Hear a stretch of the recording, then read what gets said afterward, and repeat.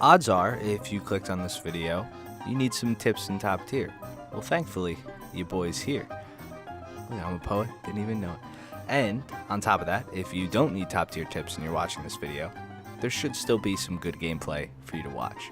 Now, if I missed anything that anybody thinks will be helpful, please take it to the comments, give people tips, and I want everybody to just be playing Worth Under better. Now, obviously, top tier doesn't seem like it's changing much, and the only thing I can see for the foreseeable future is more and more tanks, more and more helicopters, more and more planes that go faster with bigger boom booms. So, with that being said, I'm going to try to give you guys some tips that help me along my top tier adventure. First thing I'd like to start off by saying is having a complete lineup, but also knowing when to use that said lineup.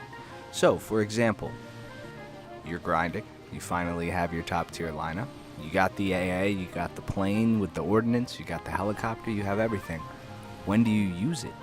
So, a nice little tip that I like to do is I usually spawn in first and I just rush stuff. But if you want to be smart about this, you can wait a little bit and check out what your team's using. Oh, hey, we're lacking AA this game, and I know that we're fighting against Russia. So, with that being said, you take out your ADATs and possibly shoot down some KA-50s. Oh, we're lacking on this side of the map. Maybe you should watch that flank and try to help the team not get flanked entirely. And vice versa, you know, light tank versus heavy tank, or MBT I should say. You want to use light tanks if you have your goal set on rushing something or scouting something. MBTs are for all purpose, and when to bring out a helicopter, it's up to you, but if you have a lot of helicopters on your team, chances are it's going to be harder to get kills, and the enemies are already going to be looking up in the sky because every single helicopter doing damage is going to cause people to look around and get their senses alerted. So the lineup is probably the number one thing I would say you're going to have to worry about, is how well it works together. Now, obviously, if you're just grinding top tier, you just got to top tier, you don't have everything unlocked yet, that's completely fine. Make the best with what you have. Make an effective lineup. Make an effective lineup is key. Now, hand in hand with the effective lineup and knowing how to use vehicles goes with map knowledge. Map knowledge is very, very important, honestly. And I do plan on making a series talking about specific maps and spots I like to go to, which will probably help you guys further in understanding what tanks go well in certain situations. But if you know your tank and you know the map, there's not much that can stop you from raining hell on the enemy team. So map knowledge and lineups. Now, once you have your map knowledge and lineups, you also know both sides of the map. The enemy team is on one of those sides. Now, generally, they do things that you're going to do, and you do things that they're going to do.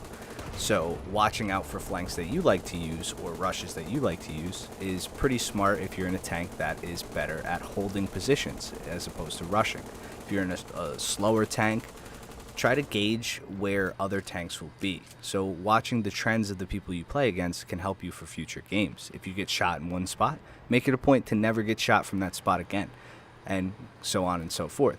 Continue to do things like this, and you will notice that your survivability, your survive rate, your gameplay sense, your game sense, whatever you want to call it, your IQ will continue to increase, and you will play and have better matches because of it. Something that falls in line with the game sense idea, once you have your lineup and you know maps, there is something that a lot of people do, and it's called focusing. When you focus on something for too long, it exposes your flanks and makes you an easier sitting duck for people that you're not going to notice because you're so fixated on one vehicle. So my best options for this are, when you see somebody, don't take the shot right away. Make sure you have a line of sight. If you have to get a snapshot off or a quick shot, of course take it. But if you have time to wait as long as you possibly can, and make sure that there's not going to be more tanks coming around that corner. Maybe a higher value target will present itself. For example, taking out an ADATS does more for the entire team than taking out an Abrams. Of course, that Abrams player could be God tier and he's going to destroy your whole team, but what I'm saying is overall an ADATS down is better than an MBT down. AA in certain times of the map or the times of the match are going to be more prevalent.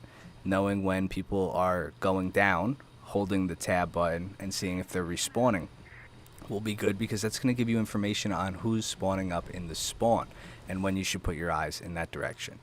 Now, the biggest thing that I can say about top tier is, yes, you can flank. You can get exposed, and it's really, really easy to get side shots and kills on tanks.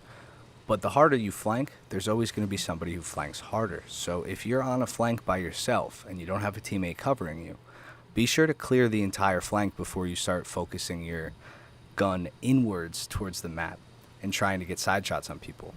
Especially on maps like jungle, you'll see it later on in this clip, I start to push up out of my spot, out of my hidey hole, and I get clipped from the left-hand side because I didn't check it. So checking your corners, checking the flanks, and just knowing that people like to flank just as much as you might like to flank. Side shots are always the best shots. So my last and final tip for you guys is check the armor viewer out. Use projection analysis. If you know your enemy, you know how to beat your enemy. And that's possibly the best advice I could give you guys today. So, short little video. I hope it was clear and concise. I know there was no really script. There was no script and no like talking points on the screen, but I hope you guys were able to follow, take something from this video. And if you did, let me know by leaving a like on it. For everybody who's new to the channel, thank you for subscribing. I hope you've been enjoying the content. I think next video will be on something new, and then the video after that, I think we're going to do a map review. I think it's time. So, I hope you guys enjoy the rest of this gameplay. It's a pretty insane game that I had, and it just goes to show you using your tank strength is good. Sorry. I had echo.